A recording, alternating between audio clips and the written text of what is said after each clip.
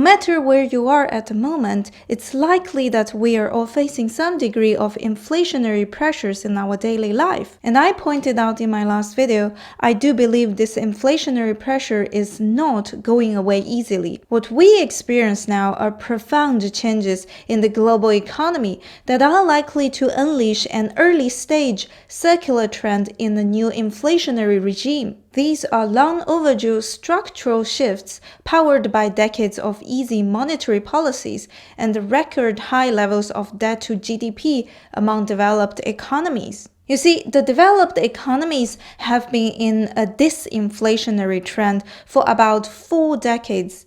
Most developed countries have had a loose monetary policy with a steady downtrend in their interest rates. And since the 2008 financial crisis, they have near zero or even negative interest rates. This is largely because of the push for globalization. Commodities have been abundant, and new pools of cheap labor from China and previous Soviet territories connected with the global market. During this time, China is ramping up its production capacity to become the #1 manufacturer of the world, and the world has been enjoying the cheap goods made in China for decades. So the loose monetary policies accompanied with mass printing were able to be exported to emerging markets like China, Vietnam, and Brazil. Because there was an abundance of cheap labor, the cost of labor could continue to be suppressed despite the inflationary pressure. But now it's all different. Commodities are now getting scarce. One reason I mentioned in my last video is because of the ESG movement and the underinvestment in the natural resources sector for a long time. Second reason is that labor is also getting scarce. China is no longer ramping up manufacturing capacity like they were in the 2000s, and their working age population is actually decreasing now. The third reason is because of the Russia-Ukraine war and the China shutdown. So many countries are starting to realize that relying on other countries' supply for key commodities is a risk for their national security. In other words, the high efficiency that globalization has brought us also put us in a much more fragile situation, meaning we are more dependent on each other. Any of us having trouble could cause the whole system in trouble. And indeed now, the whole world is in trouble because the commodity supply from Russia is in jeopardy, and the production and shipping from China has been put on hold. This is forcing many countries to shift from globalization to localization in order to secure their own interest. A localized economy would also mean you can no longer export your inflation easily to other countries. So currency devaluation would be a likely outcome of this transition.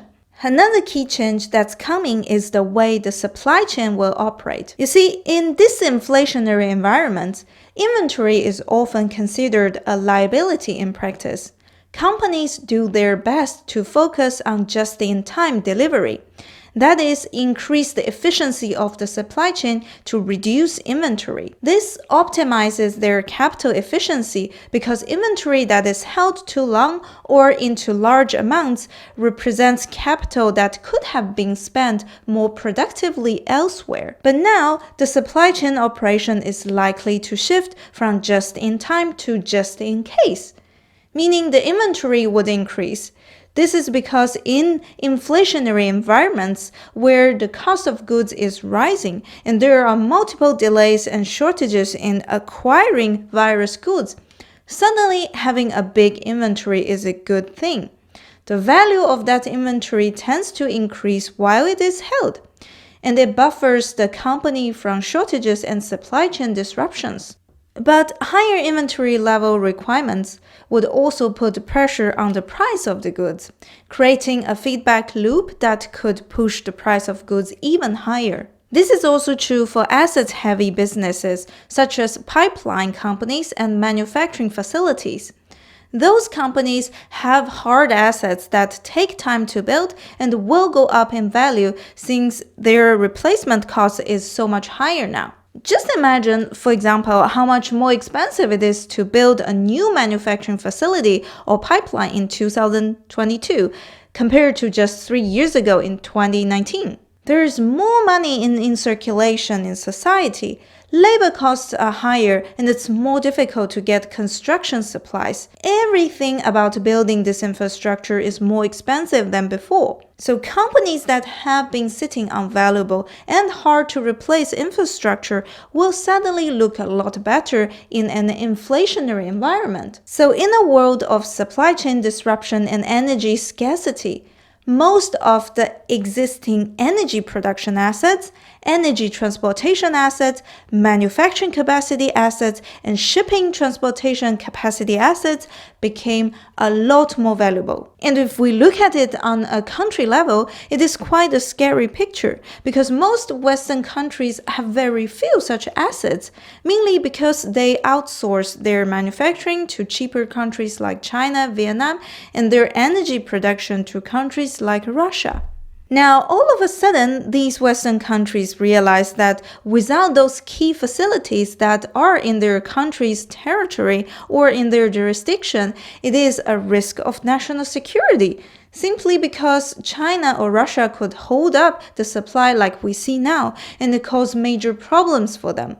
So I think we would likely see many countries ramping up on their energy infrastructure build and manufacturing facilities build. But by doing that, it would also pressure the goods price go even higher. So all in all, the picture ahead is likely to be high commodity prices for a very long time. But the funny thing is, the Federal Reserve is thinking it could force the price to go down through rate hikes that could lead to an eventuate demand destruction. Well, I hate to say this, I think because of their excess money printing, we consumers can now absorb much higher prices, at least short term for several months. So the demand destruction is not likely to be effective for now. And our super intelligent politicians are voting to pass price control on gasoline, which in my view is such a short-sighted and stupid action. We know what price controls means, a return of the 1970s oil crisis, where the government restricted the price, which led to supply dwindles when refiners can no longer make money. This will only exacerbate the problem and eventually the price will skyrocket. And I think the cure for high prices is actually even higher prices, but on the condition that our wage doesn't grow higher. I know it sounds insane, but it all boils down to the purchasing power. When the price is really high enough as compared with your wages, then the demand destruction really kicks in. And also when the price is really high, then the temptation for businesses to increase supply or for entrepreneurs to jump into business is much higher. So we would see an increase in supply and a decrease in demand at the same time. And when that happens, we are likely to see prices go down. But then it could also mean unemployment rate hikes due to demand destruction. Then guess what? The Fed might come out and stimulate the economy again through, you guessed it, money printers and lower interest rates. So a key thing to keep in mind is that inflationary environments are rarely linear. In other words, there are often brief disinflationary periods even during inflationary decades. And I think this decade, the 2020s, will be similar. The macro environment continues to look inflationary, but not necessarily in a straight line. I hope you find this information helpful because I think for me as an investor, it's important to keep the big picture in check, that is the macro backdrop. So if the macro environment is changing, we should adapt our investment strategies along with it. So I hope you find this information helpful, and don't forget to smash that like button and subscribe if you haven't already. I wish you to stay safe wherever you are. That's it for today. I will see you in my next video. Bye!